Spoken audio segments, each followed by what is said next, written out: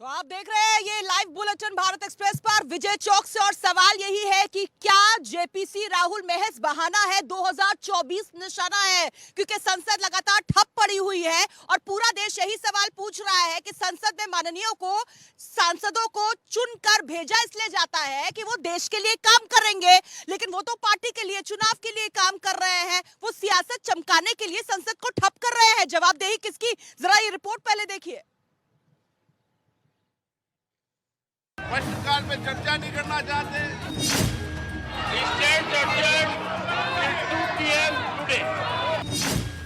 संसद में लगातार चौथे दिन हंगामा। किस प्रकार से विदेश में जाके भारत के सदन का अपमान करना।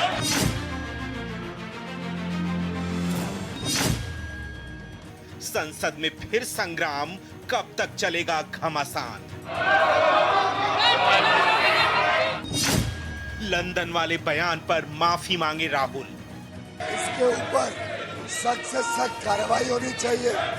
एक सदन का मेंबर किस प्रकार से विदेश में जाके भारत के सदन का अपमान करता है। राहुल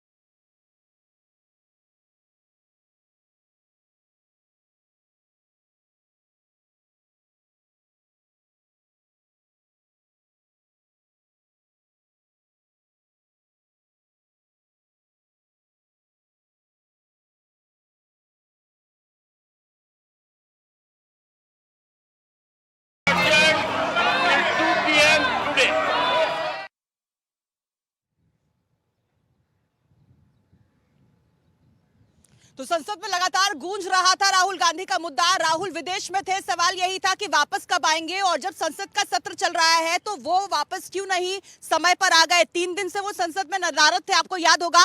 वापसी की उसके बाद उन्होंने एक फोटो ट्विटर पर शेयर की थी और उसमें भी उन्होंने अडानी के बहाने मोदी पर निशाना साधने की कोशिश की थी, लेकिन आज का दिन बेहद अहम रहा। आज वो संसद के भीतर गए थे, और इंतजार इसी बात का था कि वो बोलेंगे क्या, लेकिन बाहर निकले उसके बाद उन्होंने प्रेस कॉन्फ्रेंस की और प्रेस कॉन्फ्रेंस के बहाने उन्होंने मोदी सरकार पर निशाना साधा। उन्होंने ये कहा कि मैं जो भी अपनी बातें रखूंगा, बतौर सांसद मेरे ऊपर 4 मंत्रियों ने इल्जाम लगाए हैं इसी संसद के भीतर, कल मैं अपनी बात रखना चाहूंगा, लेकिन क्या मुझे मौका मिल पाएगा, ये बहुत गंभीर सवाल है। उन्होंने सीधा निशाना साधते हुए ये कहा कि आपको ये समझना होगा कि मैं भीतर दाखिल होता हूं, 1 मिनट के भीतर सदन को स्थगित कर दिया जाता है। यानी कि कहीं ना कहीं उन्होंने इल्जाम ये लगाया कि उन्हें अपनी बात कहने का मौका नहीं मिल रहा है। इसके पहले आपको याद होगा जब प्रदेश में थे तो कहा था कि हमारे माइक को बंद कर दिया जाता है, हमें संसद में बोलने ही नहीं दिया जाता, हमारी आवाज को दबा दिया जाता है। यह भी कहा कि मैंने अडानी मुद्दे पर जो भी सवाल पूछे थे उन्हें एक्सपर्ट तक कर दिया गया है। क्या उन्होंने कहा, आपको दिखाते हैं।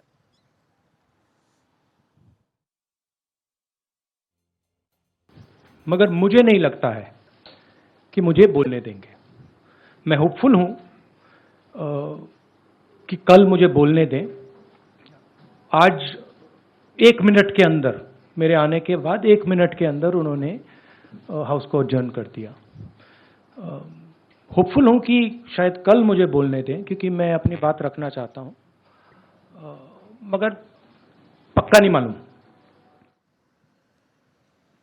देखिए, क्योंकि गंभीर बहुत इल्जाम लगाए थे आज राहुल गांधी ने, जाहिर तौर पर बीजेपी की प्रतिक्रिया भी हमें मिलनी ही थी, इसलिए रविशंकर प्रसाद ने प्रेस कॉन्फ्रेंस की। क्या कहा उन्होंने वो भी आप देख लीजिए।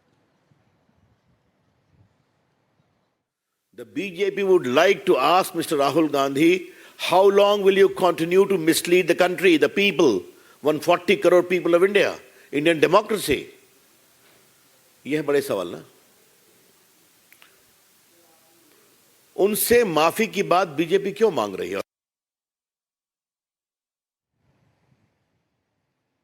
तो बीजेपी की तरफ से अगर अंग्रेजी में जो कहा गया उसका हिंदी में अनुवाद करूं तो ये कहा है कि कब तक राहुल गांधी देश को गुमराह करने की कोशिश करेंगे, यानी कि बतौर सांसद जिम्मेदार है वो जो भी कहेंगे संसद में वो सुना जाता है, पूरा देश सुनता है, तो फिर इस तरह की बातें क्यों कर रहे हैं वो, ये इल्जाम लगाया बीजेपी ने। जल्दी शुरू करेंगे, मेरे दो सहयोगी इस वक्त मेरे साथ मौजूद है।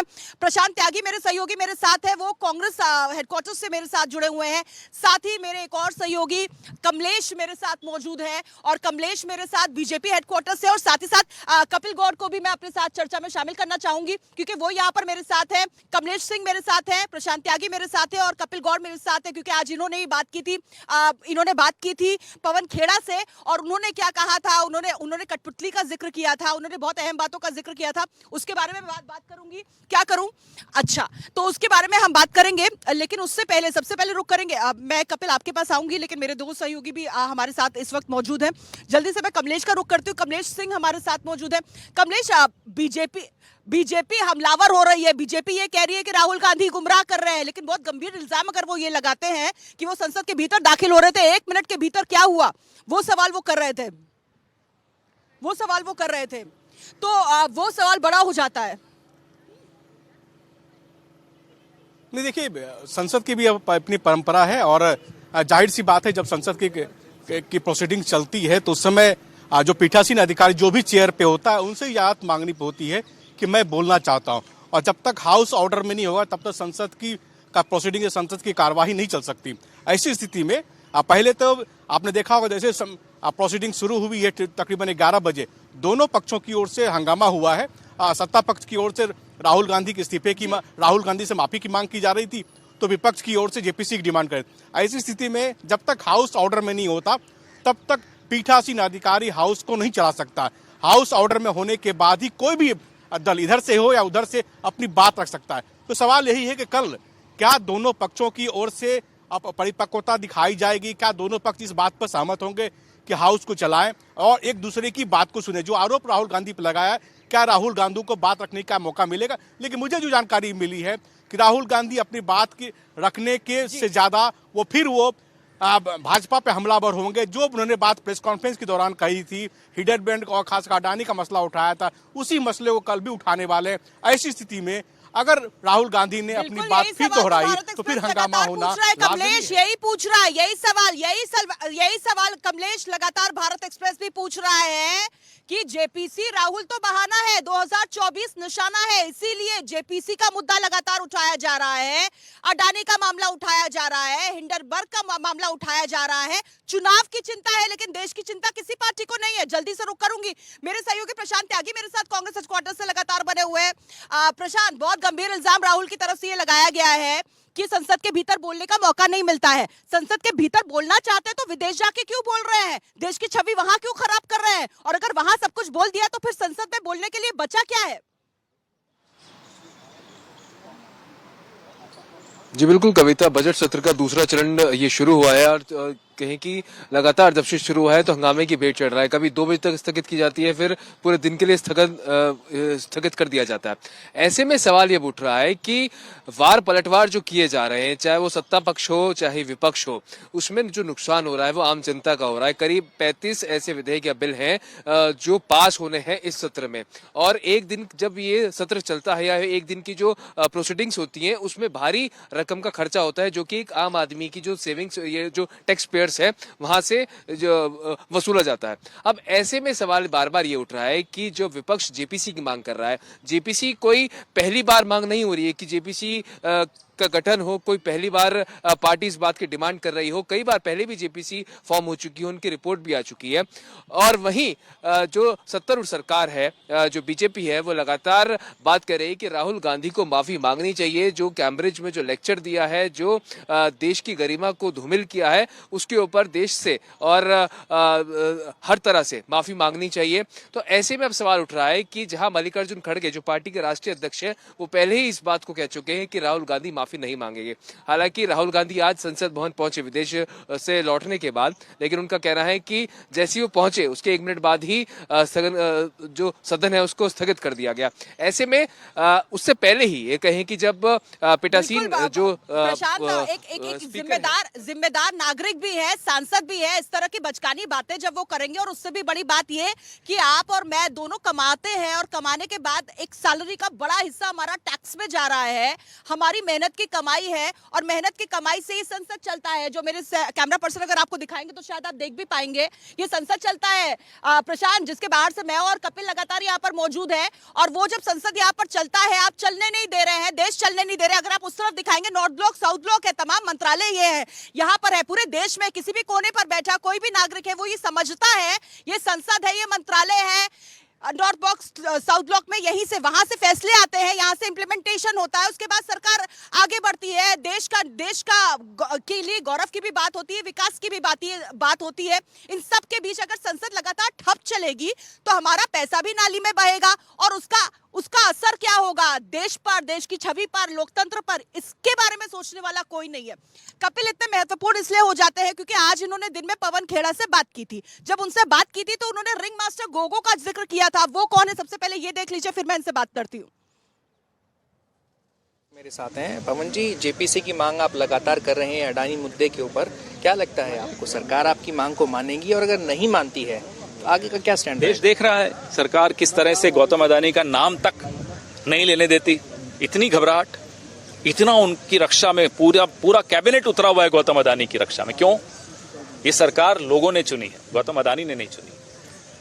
देश के प्रति आप उत्तरदायित्व आपका है, तो अगर आपसे हम जेपीसी की मांग करते हैं तो आप उस मांग को स्वीकार कीजिए, ताकि दूध का दूध पानी का पानी हो, लोगों को जवाब मिले किसकी वजह से आज ये स्थिति आई है कि आपका एक दोस्त, उसकी अपनी आय इतनी बढ़ गई और देश की अर्थव्यवस्था की क्या हालत है वो सबके सामने। रिंग मास्टर आप कह रहे हैं अडानी को, और उसके अलावा तमाम जो बड़े नेता हैं, भाजपा के मंत्री हैं, उन पर भी तीखे हमले कर रहे हैं। क्या लगता है आपको कि आने वाले समय के अंदर कहीं ये दाव उल्टे तो नहीं पड़ेंगे? हम कोई दाव नहीं चल रहे हैं, हमारा ये लोकतांत्रिक अधिकार है और कर्तव्य है कि हम ये मांग उठाएं, लोगों को आवाज दें। लोगों के मन में जो है उसको आवाज विपक्ष देने का काम करता है। राहुल गांधी के ऊपर जो है लगातार हमलावर है भाजपा, उसको लेकर के क्या कहेंगे? गौतम अडानी को बचाने के लिए ये किसी भी स्तर पर जाएंगे। हम गौतम अडानी का नाम लेते हैं, उससे ध्यान हटाने के लिए राहुल गांधी के ऊपर कोई मांग करते रहेंगे, कोई फर्क नहीं पड़ता। हम जेपीसी की मांग पर अडिग हैं। सर आखिरी सवाल, कल ईडी नहीं जाने दिया था आपको, क्या आगे भी ऐसी कोशिश जारी रहेगी? जो भी करना होगा हम करेंगे ताकि इस देश को जवाब मिले। रिंग मास्टर गोगो का जिक्र किया था। और कपिल, महत्वपूर्ण बात यह हो जाती है, कल आप भी यहीं पे मौजूद थे जब 16 पार्टियों के नेता नेतृत्व कर रही थी कांग्रेस पार्टी, वो यहां से ईडी दफ्तर की तरफ जा रहे थे इसी मुद्दे को लेकर, ज्ञापन सौंपने के लिए, एक चिट्ठी सौंपने के लिए कि आप अडानी मोदी के रिश्ते की और खासतौर पर हिंडनबर्ग रिपोर्ट की जांच करिए। अब मेरा सीधा सवाल आपसे ये है कि एक तरफ आप कहते हैं कि सरकारी एजेंसियां जो है वो सरकार के इशारे पर काम कर रही हैं, फिर आप यहां से वहां कूच क्यों कर रहे थे तमाम साथ, और फिर फर्जी किनारा कर लेती है एनसीपी का कोई नेता यहाँ पर नजर नहीं आता। और आज जो जिक्र किया, आप कह रहे थे राफेल बहुत महत्वपूर्ण हो जाता है ऐसे मुद्दों पर। बिल्कुल, देखिए कविता, 2019 का इलेक्शन अगर याद आता है तो उसमें राहुल गांधी की तरफ से एक नारा दिया गया था, चौकीदार चोर है। क्यों? क्योंकि राफेल डील के ऊपर लगातार कांग्रेस पार्टी सवाल उठा रही थी, यानी कि डूबते को जो तिनके का सहारा होता है, बिल्कुल 2024 के इलेक्शन से पहले साफ नैरेटिव सेट करने की कोशिश। बिल्कुल बिल्कुल, क्योंकि आज जब पवन खेड़ा से भी जब बात की गई थी तो उन्होंने सीधा सीधा कहा कि रिंग मास्टर गोगो। उन्होंने ये भी कोट किया कि प्रधानमंत्री नरेंद्र मोदी जब ये कहते हैं कि एक ही आदमी काफी है, तो अपने बारे में नहीं कहते बल्कि अडानी के बारे में कहते हैं। ये पवन खेड़ा के शब्द थे। तो कहीं ना कहीं एक तरीके से पूरा नैरेटिव ड्रॉ करने की जो है एक कोशिश की जा रही है कि किस प्रकार से 2024 के अंदर कांग्रेस पार्टी के पास ऐसा क्या बड़ा मुद्दा बने कि बीजेपी को हरा सके। क्योंकि हमने देखा अभी चुनाव हुए 3 राज्यों में, कांग्रेस की सुपड़ा साफ हो गया एक राज्य में तो। बिल्कुल, और जो दूसरे विपक्षी दल थे उनकी भी क्या हालत थी। बीजेपी ने एक तरफ प्रचंड बहुमत हासिल की। पिछले साल की अगर बात की जाए, गुजरात का चुनाव देखा जाए, सिर्फ एक कांग्रेस के पास हिमाचल हाथ लगा। तो आपको क्या लगता है कि डूबती कांग्रेस को अब अडानी का ही सहारा है? बिल्कुल, क्योंकि इसमें अब कोई शक नहीं रह गया है कि आप देखिए महंगाई के इतने सारे मुद्दे हैं, है जब राहुल सोनिया गांधी को ईडी का बुलावा आता है, तब एक व्यंग जो है रचा जाता है कि हम जी महंगाई के लिए सड़क पर बैठे हैं, लेकिन मुद्दा क्या था पूरी जनता जानती है। तो कहीं ना कहीं अब कांग्रेस की पार्टी, जो कांग्रेस पार्टी है और उसके जो नेता हैं, कहीं ना कहीं एक नैरेटिव सेट कर रहे हैं कि किस प्रकार से। आपको क्या लगता है, आपका इतना लंबा पॉलिटिकल करियर है, आपको लगता है कि इसमें वो कामयाब हो पाएंगे? क्योंकि एक ऐसा चेहरा उनके सामने है जो जिसके लिए कहा यही जाता है सहूलियत की सियासत करता है। अगर वाकई बतौर सांसद 4 मंत्रियों ने आप पर इल्जाम लगाया, आप अगर अपने काम को संजीदगी के साथ लेते तो मुझे लगता है पहले दिन राहुल गांधी इस संसद के भीतर नजर आते, लोकतंत्र के मंदिर के भीतर नजर आते। सहूलियत से वापसी उन्होंने की है और उसके बाद वो कह रहे हैं आज आए हैं अब कल आएंगे। इस तरीके से अगर वो पार्ट टाइम पॉलिटिक्स करेंगे या टूरिज्म पॉलिटिक्स करेंगे, आपको लगता है इसका फायदा कांग्रेस को हो सकता है? देखिए, राहुल गांधी देश से ज्यादा जो है बाहर विदेश में जाकर के बयान देते हैं और यही बात जो है भारत की जनता के समझ में नहीं बैठती है कि भाई आप सांसद वायनाड से हैं तो आप बाहर जाकर के क्यों बयान दे रहे हैं? भाई आप अपनी कॉन्स्टिट्यूएंसी भारत जोड़ रहे थे, वो तमाम क्षेत्रों से होते हुए वो अपनी बात पहुंचा ही तो रहे थे। जम्मू में जाकर जैसे स्मृति ईरानी ने कहा कि वहां तो जाके कह रहे थे कि देश के भीतर ऑल इज वेल, फिर क्या हो गया? तो यही तो सवाल जो है वो पूरी जनता जानना चाहती है कि आखिरकार ऐसा क्या, मतलब ऐसी क्या मजबूरी हो गई थी कि बाहर से जाकर के जो है अमेरिका से, यूरोप से आप मदद मांगने जा रहे हैं? क्यों? आखिरकार इंडिया के अंदर आप जनता के पास जाइए ना भाई, वोट आपके जनता के भीतर जाते हैं, जनता आपको वोट करती है, लेकिन जब देश के बाहर जाते हैं तो भूल जाते हैं कि वायनाड से वो सांसद है, बतौर सांसद संसद में वो आ सकते हैं, अटेंडेंस उनकी इतनी कम है। एक वक्त हम आपको बताएंगे, एक वक्त वो भी आएगा जब भारत एक्सप्रेस आपको आंकड़ों के जरिए बताएगा कि इसी संसद के भीतर बतौर सांसद राहुल का रिपोर्ट कार्ड क्या कहता है, कितनी कम उन्होंने अटेंडेंस मार्क की है, कितनी कम उन्होंने आवाजें उठाई हैं, कितने कम ऐसे मौके हैं जब वो सवाल पूछते हैं। यानी कि संसद के भीतर लगभग न के बराबर उनकी उपस्थिति होती है, लेकिन बाहर जब जाते हैं, देश के बाहर जाते हैं, तो फिर वो इतने ज्यादा प्रचंड मौखिक तौर पर ये कहते हैं कि नहीं, अमेरिका को सामने आना चाहिए, यूरोप को सामने आना चाहिए और भारत के लोकतंत्र को बचाना चाहिए। मुझे लगता है इस पर वार पलटवार के लिए कुछ नेताओं की प्रतिक्रियाएं जरूर भारत एक्सप्रेस के पास होंगी और वो आपको इस वक्त देखनी जरूरी है।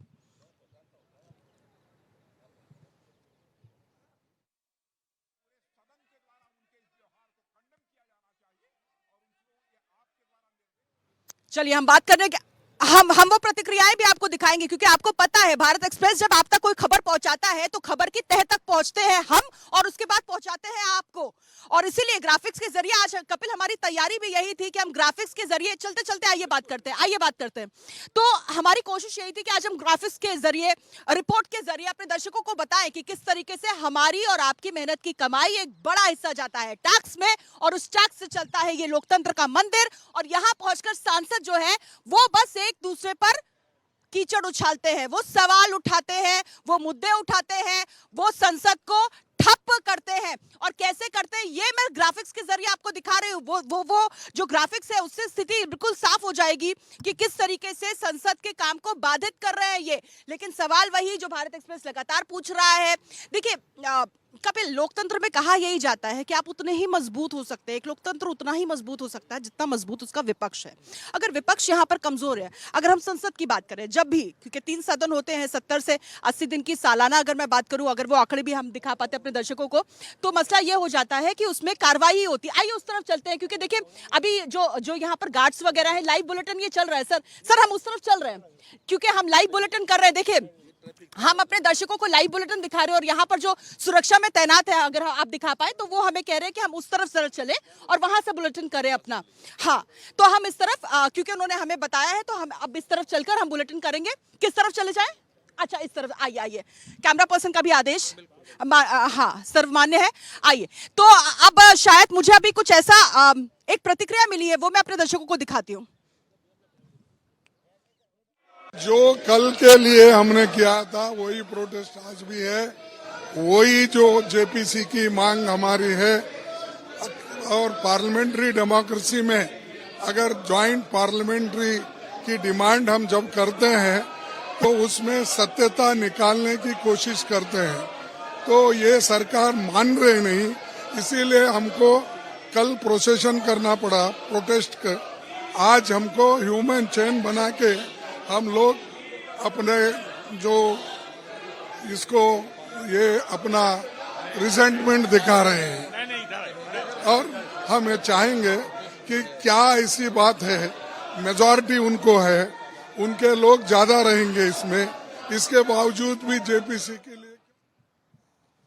तो भारत एक्सप्रेस यही सवाल पूछ रहा है लगातार कि संसद अगर इस तरह से ठप पड़ेगा तो देश का विकास कैसे होगा और क्या इसमें सभी दलों को एकमत नहीं होना चाहिए। कपिल, यही बात हम लगातार उठा भी रहे हैं कि जब संसद चलता है उससे पहले फ्लोर मैनेजमेंट की बात होती है। सरकार और तमाम विपक्षी पार्टियां एक कोऑर्डिनेशन की कोशिश करती हैं, तालमेल बिठाने की कोशिश करती हैं। 35 बिल है जो कि अभी पेंडिंग है, लेकिन देखिए यहाँ पर तो शोर में सारी कार्रवाई जो है वो शोर की भेंट चढ़ी जाती है। देखिए कविता, बिल्कुल जिस प्रकार से एक सिस्टम होता है कांग्रेस पार्टी का, ऐसा लग रहा है कि जो सिस्टम है कांग्रेस पार्टी का वो तहस नहस हो चुका है।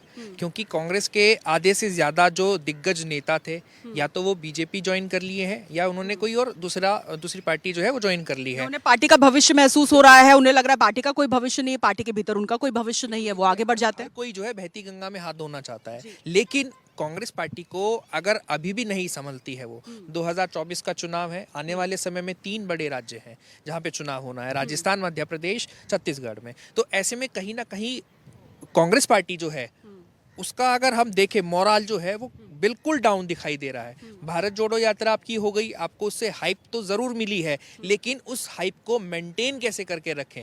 हाइप का असर भी कहाँ हुआ? 3 राज्यों में आप देखें, 3 राज्यों में कोई असर नहीं हुआ क्योंकि पूरी प्लानिंग नहीं हुई थी। संगठन नहीं है, मजबूत नहीं है, वही सिस्टम नहीं है, कोई प्रोसेस होता है। पावर सेंटर्स कहीं है भीतर, बिल्कुल काफी सारे, और यही वजह है जो पावर सेंटर काफी सारे अगर जो है इकट्ठे हो जाते हैं एक जगह में, एक म्यान में 2 तलवारें कैसे रह पाएंगी? कोई सर्वाइवल ही नहीं है उनका, वो म्यान तो फटनी है। तो इसीलिए कहीं ना कहीं कांग्रेस पार्टी को अब ये सेट करना चाहिए कि सबसे पहले उनकी अंदरूनी जो मसले हैं उनको सुलझाए। हिमाचल में हमने देखा किस प्रकार से सीएम पद के दावेदार की गुटबाजी हुई थी। राजस्थान हम देख सकते हैं अशोक गहलोत और सचिन पायलट के बीच में किस प्रकार से। यही सवाल तो लगातार भारत एक्सप्रेस भी कपिल पूछ रहा है कि कुनबा संभाल नहीं पा रही है, पार्टी जोड़ नहीं पा रही है, पार्टी के नेताओं को तो वो अपने भीतर जोड़ नहीं पा रही है, और आप देश जोड़ने के लिए चले हैं और यहाँ पर जेपीसी को आप मुद्दा उठा रहे हैं। अब आपको हिंडनबर्ग पर ज्यादा भरोसा हो गया कि उन्होंने जो रिपोर्ट पब्लिश की है, आपको सुप्रीम कोर्ट पर भरोसा नहीं है, उसकी निगरानी में जो सेबी जांच कर रही है आपको उस पर भरोसा नहीं है। अब तक आपको ईडी सीबीआई पर भी भरोसा नहीं था, लेकिन कल अचानक से भरोसा पैदा हो गया, इसलिए यहीं से कूच कर रहे थे। 100 मीटर पर रोक दिया गया था, वरना 2.5 किलोमीटर का रास्ता तय करने वाले थे। उसके बाद डेलीगेशन को आगे बढ़ाया गया, वहां पर एक चिट्ठी उन्होंने सौंप दी। विपक्षी एकता की पोल खुल चुकी है, कांग्रेस के मंसूबों की पोल खुल चुकी है, लेकिन बड़ा सवाल यही है कि अब ये संसद कल चलेगी या फिर नहीं, और राहुल जब यहां पर होंगे तो फिर वो किन बड़ी बातों का जिक्र करेंगे, और उससे भी बड़ी बात ये कि क्या देश से माफी मांगेंगे राहुल गांधी। इसी सवाल के साथ इस खास पेशकश में फिलहाल इतना ही। हमें दीजिए इजाजत, लेकिन देश और दुनिया की हर अहम खबर के लिए आप बने रहिए सिर्फ भारत एक्सप्रेस के साथ।